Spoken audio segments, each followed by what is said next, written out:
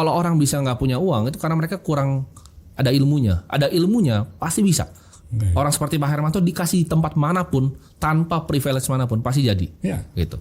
Jadi saya coba untuk eksperimen. Saya cari daerah yang pendapatan per kapitanya paling rendah. Saya start di NTT. Saya awal bikin SMA dulu Pak. Saya udah bikin yang kayak SMA, cuma ada lab komputernya SMA segala macam. Kan dia masih harus nerusin lagi ke S1, S2 ya. Kalau harusnya SMK langsung sudah kan? siap. Betul.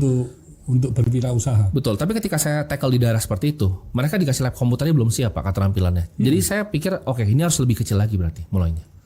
Jadi ketika saya ke NTT, saya di Kupang, saya udah bangun, saya di Sumba, saya udah bangun 2. Saya akan mulai start sekarang bukan dari SMA. Kayaknya saya salah waktu itu start di SMA. Saya startnya dari TK. Jadi TK ini saya udah pakai kurikulum yang berbeda, gurunya saya training. Jadi kita coba bentuknya dari TK, terus kita lihat. Karena menurut saya kalau di SMA mereka ada problem juga Pak dengan stunting. Ini mungkin teman-teman yang tinggal di Jakarta, di Surabaya itu nggak ngerti gitu.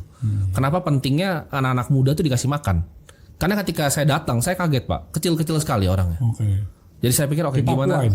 NTT Pak, ya? NTT. Kalau Papua mungkin secara logistik saya agak sulit gitu. Jadi saya tackle-nya di NTT dulu.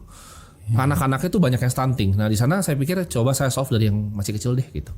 Jadi airnya saya bikin bersih, saya bikin sumurnya segala macam gitu. Karena itu mungkin ya passion saya di sana, karena saya punya ya dendam di pendidikan, karena saya rasa pendidikan ini nggak semestinya seperti ini. Ini kan yang dibikin sama Rockefeller sebenarnya dari 1900 kan, karena dia waktu itu butuh karyawan untuk pabriknya, Standard Oil.